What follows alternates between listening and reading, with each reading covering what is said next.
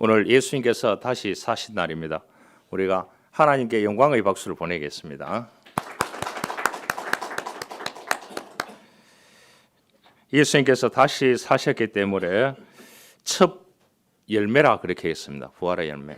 우리가 주님 다시 오실 때에 우리가 부활체로 살아나서 영원한 하나님의 나라에서 영원히 살아갈 줄 믿습니다. 우리 좀 힘들더라도 이 소망을 가지고 살아야 됩니다. 1885년 한 132년 전 되죠. 전에 이 인천의 제물팡에 첫 발을 디뎠는 손님이 있습니다. 132년 전에요. 그래서 그 세 사람 때문에 한국 개신교가 시작이 됐습니다. 그분들이 4월 5일 1885년 4월 5일 부활절 아침에 그 인천 제물팡에다가 세 사람이 내렸습니다. 배를 타고요. 그래서 한국 개신교 역사가 시작됐는데 그 중에 한 사람이 언더우드 선교사고 한 분은 아펜젤라 선교사고 한 분은 아펜젤라 선교사의 부인입니다. 그래서 이 세 사람이 한국 땅을 밟음을 통해서 한국의 개신교의 역사가 1885년 4월 5일 이 절기에 따라서 그때는 4월 5일이 부활절이었습니다. 그 부활절을 통해서 한국 개신교의 역사가 시작이 되었습니다. 얼마나 감사한 줄 모릅니다. 옛날에 어떤 제수가 이 사형을 당하게 되었는데 특별히 임금이 은혜를 베풀어서 사형당하는 방법을 제수에게 택하라고 했답니다. 이 제수는 이제 교수형을 택하려고 하니까 목이 졸리며 혀와 눈알이 튀어나오는 그 고통을 참아낼 수가 없을 것 같았습니다. 그래서 또 독을 마시자니 그런 생각을 해보니까 독이 위장에 들어가면서 창자가 뒤틀어져 피를 토하며 죽는 모습이 너무나 참혹해 보였습니다. 단두대형을 택하자니 간단하긴 하지만은 단칼에 목이 떨어진다 생각이 너무나 아찔했습니다. 그래서 아무래도 힘들 것 같아서 왕에게 그런 말을 했습니다. 아무래도 저는 늙어 죽는 방법을 택하는 것이 좋겠습니다. 그렇게 얘기했대요. 왜냐 왕에게 충성했는 신한데 실수를 해가지고 이렇게 이제 사형 집행을 해야 되는 그러한 상황이었다고 합니다. 여러분 웃기는 소리 같지만은 세상 모든 사람은 이미 사망 선고를 받았습니다. 집행하는 시기와 방법의 차이가 있을 뿐입니다. 이 땅에서 누구나 다 죽는다는 것입니다. 사형 선고를 받고 시한부 인생을 살아가는 것이 그 사망을 기다리는 것이 오늘날 저와 여러분들입니다. 그런데 예수님께서 부활하심을 통해서 이 사망의 무거운 돌을 영원히 옮겨 놓았습니다. 마침표를 찍어 주셨습니다.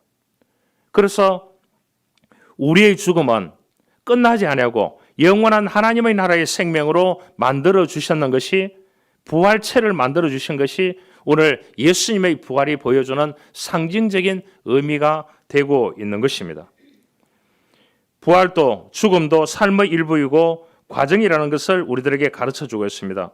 그래서 고린도전서 15장 17절에 그리스도께서 다시 살아나신 일이 없으면 너희의 믿음도 헛되고 너희가 여전히 죄 가운데 있을 것이라 그렇게 했어요. 그러나 이제 그리스도께서 죽은 자 가운데서 다시 살아나사 잠자는 자들에게 첫 열매 그랬습니다. 첫 열매. 중요하죠. 첫 열매.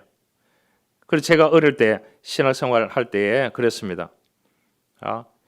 일을 하든지 용돈을 받든지 그 연도에 처음 받는 것은 그달 것은 11조도 드리지 말고 전체를 드리라 그랬습니다. 그래서 이 농촌교회들 보면은 이 교회가 굉장히 축제 분위기 가운데 있었습니다. 가을에는 추수감사절에 이렇게 하면은 왜냐 첫 열매를 농사를 처음 시작하는 사람은 그날 농사 지었는 것이 만약에 1억이 나왔다 그럼 1억 전체를 하나님 몫을 다 드리고 그 다음 연도부터 10분의 1을 드리면서 그렇게 했거든요. 그럼 어떻게 먹고 사느냐? 인간의 생각으로는 계산으로는 답이 나오지 않는데 하나님의 논리는 답이 있는 겁니다. 왜냐? 믿음의 논리이기 때문에. 기독교는 생명의 종교이요 부활의 종교입니다.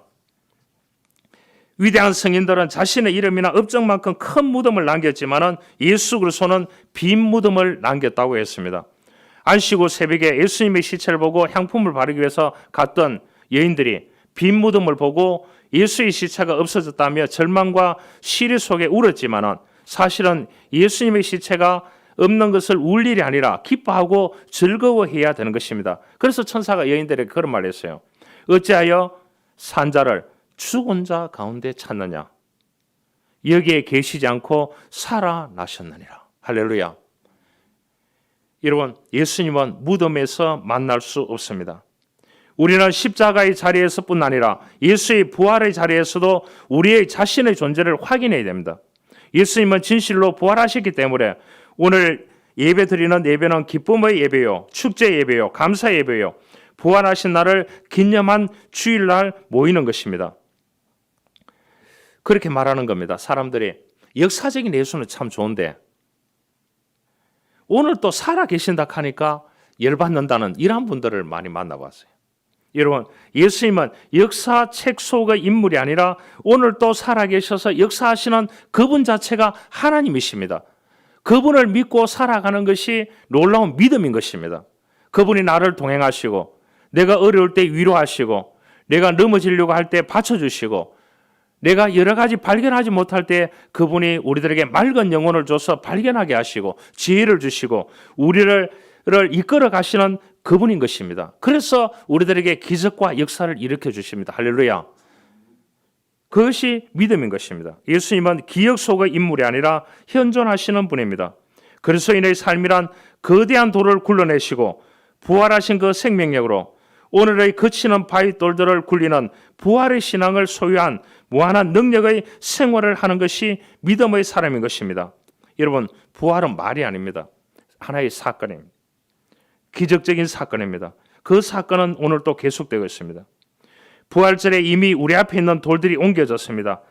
어떤 돌들이 굴러갔습니까? 우리에게 있는 부활의 기쁜 소식을 듣고 이 기념일을 지키면서 불안의 돌이 굴러갑니다.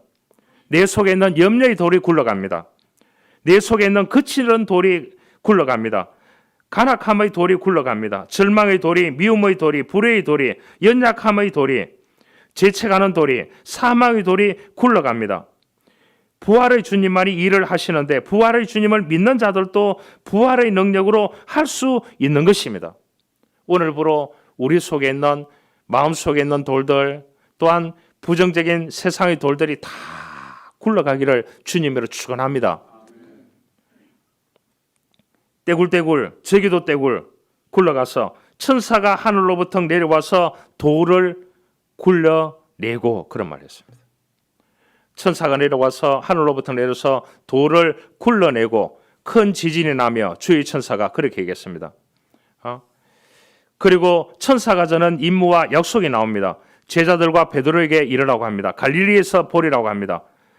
무덤돌을 옮기시고 사망에서 생명으로, 죽음에서 부활로, 절망에서 소망으로, 어둠에서 빛으로, 미움에서 사랑으로, 불의에서 의로움으로, 불신에서 믿음으로 오신 주님, 우리의 삶도 이 부활의 온몸을 맞이하는 것이 그리스도인의 책무인 것입니다. 부활은 주님의 놀라운 죽음의 권세를 이기시고 승리하셨습니다. 그래서 우리는 매여있는 결박에서 다 풀어져야 하는 겁니다. 주님이 다시 사심을 통해서 우리에게 매여있는 매듭을 다 풀어주셨습니다. 그렇기 때문에 아름다운 영혼으로, 맑은 영혼으로 우리가 이 땅에서 믿음으로 주님 오시는 그날, 우리가 부활체로 변화되는 그날까지 믿음으로 맑은 영혼으로 살아가는 그리스도인들이 될 수 있기를 주님으로 축원합니다. 여러분, 세상에는 다른 종교에서 하는 이야기는 이런 겁니다. 어떤 사람이 물에 빠졌습니다. 그런데 물에 빠진 사람에게 야, 너 수영해서 나와. 이렇게 팔을 저으면 되는 거야. 이렇게 노력하면 돼. 물장구를 이렇게 치면 돼. 그렇게 이야기를 합니다. 주님은 그렇게 하시지 않았습니다. 우리의 한계를 뛰어넘었습니다. 주님께서 우리의 죄를 대신해서 십자가를 지시고 대속의 제물로 대심을 통해서 예수 그리스도를 믿는 순간 우리에게 영생과 영원한 생명을 주셨습니다. 그 영원한 생명을 가지고 하나님 나라의 시민권을 가지고 이 땅에서 우리가 믿음으로 당당하게 살아야 되는 줄 믿습니다. 이것이 그리스도인의 모습인 것입니다. 여러분, 부활의 아침에 다시 이 구원의 확신을 우리는 가지게 됩니다. 우리의 믿음이 하나의 감정이나 느낌에 의존하지 않기를 바랍니다. 살아계신 하나님을 의지하기를 바랍니다. 믿음을 믿는 믿음으로 우리의 삶을 살아감으로써 하나님 안에서 당당하게 자신 있게 희망차게 우리의 인생을 살아가야 됩니다. 그래서 예수님은 말씀하셨습니다. 나는 부활이요 생명이니 나를 믿는 자는 죽어도 살겠고 살아서 나를 믿는 자는 영원히 죽지 아니하리라. 그렇게 했어요. 여러분, 1885년 4월 5월 부활절 아침에 이 조선에 처음 온 이 손님들을 통해서 한국 땅을 우리가 복음화시키고 저와 여러분들도 이 극동지역에서 복음을 받아서 부활의 주님을 받아들이고 믿음으로 살아가게 되는 것입니다. 얼마나 감사한 것입니까? 우주 비행사였던 올드린이라는 사람 아시죠? 헝가리 한 대학을 방문해서 그 사회주의가 붕괴되기 직전이었다고 합니다. 헝가리 대학을 방문해서 달나라에 있었던 일을 강연하게 되었다고 합니다. 달나라에 가보니까 이렇더라. 핵심이 뭐냐? 내가 달에 첫 발을 디뎠을 때 내 마음이 얼마나 감격스러운데 나도 모르는 사이에 뭐라고 했냐? 할렐루야! 이렇게 얘기했답니다. 올드윈이라는 사람이 우주비행사 달나라에 처음 가가지고 첫 발을 딱 내디딜 때 자기도 모르게 얼마나 감격했는지 그 달을 보고 자기도 모르는 사이에 할렐루야라고 외쳤다고 합니다. 하나님이 살아계심을 볼 수 있었고 하나님이 나와 함께 계심을 깨달았고 그때 내 신앙이 새로워짐을 느꼈습니다. 하나님을 눈으로 볼 수 있는 기회였습니다. 이렇게 얘기하니까 이 사회주의 사람들이니까 헝가리가요. 강연이 끝나자 한 학생이 소를 들어 질문했습니다. 달에 간 사람은 당신 말고 다른 사람도 있습니다. 소련에 가가린이라는 사람이 있는데 그가 말하기를 우주에 가서 하나님을 찾으려 찾을 수가 없다고 합니다.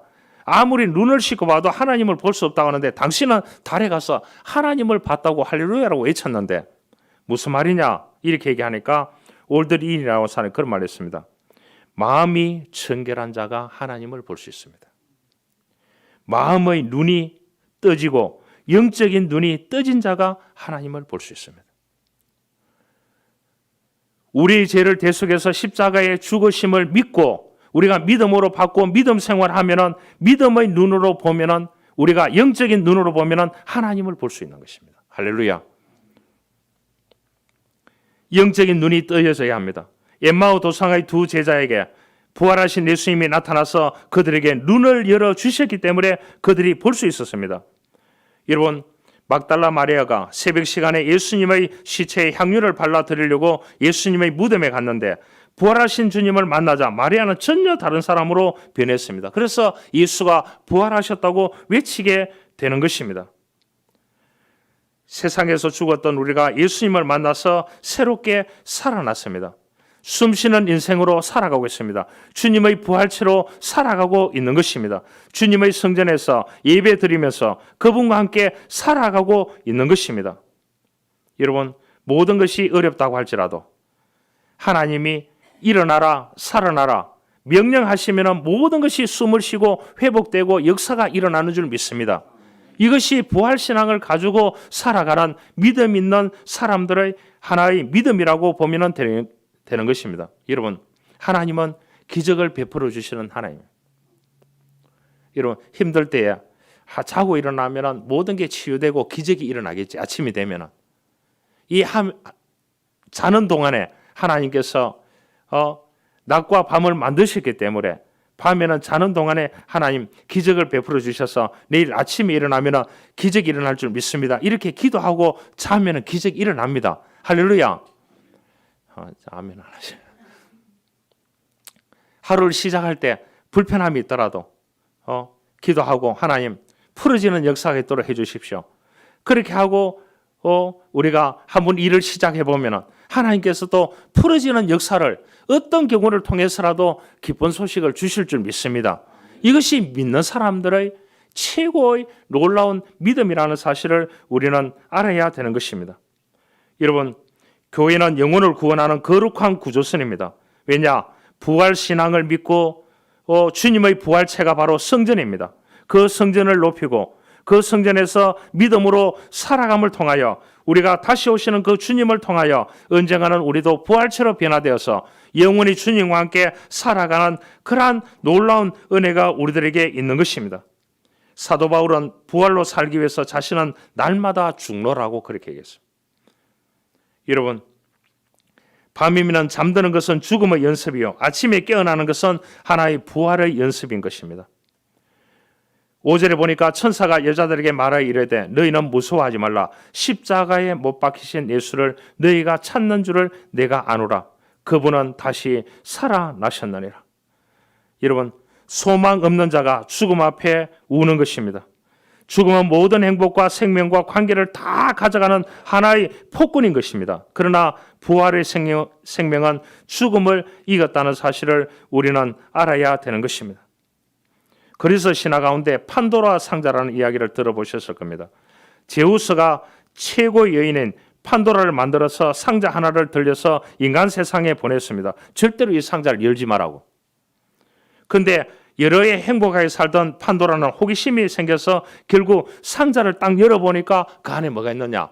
좋은 게 있는 것이 아니고요. 슬픔과 질병과 가난과 전쟁과 정오, 온갖 악들이 쏟아져 나왔습니다. 놀란 이 판도라가 급히 상자를 닫았습니다. 그런데 그때 그 상자 안에서 희망은 나오지 않았습니다. 지어낸 이야기입니다. 인생은 어떻게 보면 이 세상은 슬픔이 많고 질병이 많고 가난과 전쟁과 정오와 시기와 질투와 고통으로 가득 차 있습니다. 어디를 봐도 전처럼 희망을 찾기가 힘드는 세상 가운데 우리가 살아가고 있습니다. 그러나 예수님의 부활을 통해서 우리에게 새로운 희망을 주셨고 첫 열매가 되셨다고 말씀해 주셨습니다. 그러기에 우리는 이 땅에 살아가는 동안 첫 열매, 예수가 있는 삶을 살아야 됩니다. 예수가 있는 삶은 희망이요, 축복이요, 놀라운 은혜요, 기적이 일어나리라고 믿습니다. 그래서 우리는 한 시 한 시간도 1초도 주님과 함께 살아가는 것입니다. 공자는 가장 사랑하는 제자가 안회가 죽었을 때 하늘이 나를 죽이는구나. 하늘이 나를 죽이는구나 통곡했다고 합니다. 그는 제자 게로가 죽음이 무엇입니까? 물었습니다. 태어난 것도 모르는데 어찌 내가 죽음을 알겠느냐고 공자가 그렇게 얘기했다고 합니다. 그러니까 유가는 죽음을 회피하다가 죽음 앞에 섰을 때 절망하고 곡을 한다는 그러한 말을 했습니다. 인간은 죽음 앞에 서면 다 절망적입니다. 오늘 이 여인들이 무덤을 찾아갔을 때에 살아나신 예수님을 만났습니다. 부활하신 예수님을 만났습니다. 빈 무덤을 봤습니다. 여러분, 우리는 이 다시 살아나셔서 부활하신 그 주님을 따라가는 부활체의 주님을 따라가는 우리의 영혼들이 되어져야 하는 것입니다. 세상에 속된 것을 따라가다가 우리의 영혼이 무너지고 넘어지고 자빠지고 파괴되고 영원한 그러한 아픔의 인생을 살아서는 안 되는 것입니다. 아르헨티나 기독교 교도소를 만든 사람이 누구냐? 한국 사람이에요. 박건영 변호사입니다. 이번에 이제 선교하기 위해서 가서 이 교도소 안에 뭐를 만들었냐? 신학교를 만들었어요. 이분이요. 변호사가. 그래서 이 평신도 선교사로 가서 그런데 한 한인 청년이 살인 강도 사건으로 재판을 받아서 무기징역을 아르헨티나에서 살게 되는데 기독교 교도소로 왔는 거예요. 이 사람 크리스찬이 아닙니다. 그런데 박건영 변호사가 이 청년을 믿음으로 사랑으로 돌봐주었는데 예수를 믿게 되고 새 사람이 되었습니다. 20년 후에 출소할 텐데 이후의 삶을 준비하는 일을 도왔더니 이 청년이 희망을 찾았습니다. 그러던 어느 날 소장이 찾아와서 이 청년만 아니라 다른 수감자들도 다 당신에게 보살핌을 받고자 합니다. 변호사님 좀 도와주십시오. 그래서 지원자들을 다 모아놓고 출소 이후에 무엇을 할 거냐 준비를 시키는데, 출소 이후에는 뭐냐? 믿음으로 살면 성공합니다. 그렇게 해가지고 그 교도소 안에 그냥 믿음 생활을 하겠구만은 그냥 평신도 신학교를 세워가지고 거기에서 이제 성경 교육을 하게 됐다. 그런데 그 사람들이 전부 다 출소 후에 새로운 희망을 찾고 살아가더라. 그래서 모토가 뭐냐? 오직 예수가 희망이다. 이렇게 딱 적어놔. 그게요. 무슨 신학교 해놓고 그 오직 예수가 희망이다. 그런데 그것을 날마다 외치고 그들이 성경을 읽고 기도하고 예배드리고 하나님 말씀을 듣고 하니까 정말로 그 사람들이 나갈 때에 오직 예수가 희망이라는 것을 가지고 나가서 다 성공적인 삶을 살더라는 겁니다. 기적 아닙니까? 여러분, 무덤으로 향하는 삶을 청산해야 됩니다. 부활하신 예수님을 만난 뒤 저들은 더 이상 무덤에 머물러 있을 필요가 없었습니다. 나는 부활이요 생명이니 나를 묻는 자는 죽어도 살겠고 물어 살아서 나를 믿는 자는 영원히 죽지 아니하리라. 이것을 내가 믿느냐? 그렇게 했습니다. 우리는 아멘 해야 됩니다. 사랑하는 성도 여러분, 넘어진 분이 있습니까? 부활하신 주님과 함께 다시 일어설 수 있기를 기도합니다. 절망 중에 있는 분이 있습니까? 부활하신 주님과 함께 다시 일어나기를 기도합니다. 포기하고 죽기를 기다리는 분이 있습니까? 부활하신 주님과 함께 다시 일어나기를 기도합니다. 깊은 수렁에 빠져서 무덤에 갇힌 것 같은 세월을 지내고 있는 분이 있습니까? 부활하신 주님과 함께 다시 일어나기를 기도합니다. 그러면 어떻게 이러한 다시 일어나는 역사를 경험할 수 있습니까? 예수님께서 말씀하셨습니다. 무서워하지 말라 그랬습니다. 한 이야기를 하고 말씀을 마쳐야 됩니다. 우리는 예수님의 부활을 믿는 자가 되어야 합니다. 한 마을에 꽃을 파는 노인이 있었습니다. 노인은 가난했습니다. 복장은 허름하고 얼굴에 주름이 깊게 피어 있었습니다. 그러나 얼굴 전체에 항상 행복한 웃음꽃이 활짝 피어 있었다고 합니다.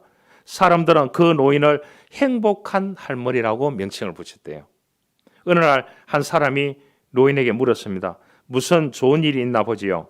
노인은 특유의 밝은 웃음을 지으면서 말했습니다. 내게 행복의 비결이 하나 있지요. 노인의 말은 다음과 같았습니다. 이 나이에 어찌 좋은 일만 있겠습니까? 고통을 당할 때마다 저는 예수님을 생각합니다. 예수님은 금요일 날 십자가에 못 박히는 고통을 당했습니다. 그러나 사흘 만에 부활의 새벽을 맞지 않았습니까? 저는 고난이 다가올 그때마다 마음속으로 사흘만 기다리자. 사흘만 기다리자. 다짐한답니다. 그때부터 제 삶이 한결 행복해졌습니다. 여러분, 힘든 일이 있습니까? 사흘만 한번 기다려 보시기 바랍니다.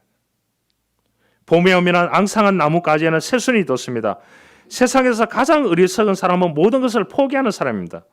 고난이 닥칠 때 우리에게 이렇게 속삭임이 있어야 됩니다. 사흘만 기다리자. 예수님께서 부활하신 것으로 끝나는 것이 아니라 예수님을 믿는 사람들, 특히 예수님의 부활을 믿는 사람들도 부활할 것이라는 것을 말씀해 주고 있는 것입니다. 죽음의 너머에 부활이 있습니다. 사흘만 기다리면. 예수님의 부활은 이런 의미에서 우리에게 새로운 희망을 줍니다. 인간의 참된 희망은 출발점이 예수님의 부활입니다. 여기에서 우리 인생을 새롭게 점검하고 새롭게 부활의 주님과 함께 영원히 동행하는 삶을 살아가는 저와 여러분들이 될 수 있기를 주님으로 축원합니다. 하나님 감사합니다. 오늘은 부활주의를 지키고 있습니다. 다시 사신 주님, 우리가 사흘만 기다리는 믿음이 있기를 원합니다. 이 땅에서 하나님께서 우리들에게 각자에게 소명을 주시고 사명을 주셔서 보내주셨습니다. 그 사명과 소명을 감당할 때, 힘들고 어려울 때, 죽기만큼 힘들 때에 사흘만 기다리는 부활의 채로 바뀌는 놀라운 하나님의 역사를 기다리는 자 되어줄 수 있도록 우리 모두를 축복하여 주옵소서. 우리에게 영원한 생명을 주신 그 주님과 함께 이 땅에서 동행하며 희망차게 기쁨 가운데 살아가는 믿음의 사람으로 삼아 주옵소서. 구주 예수 그리스도의 이름으로 기도하옵나이다. 아멘.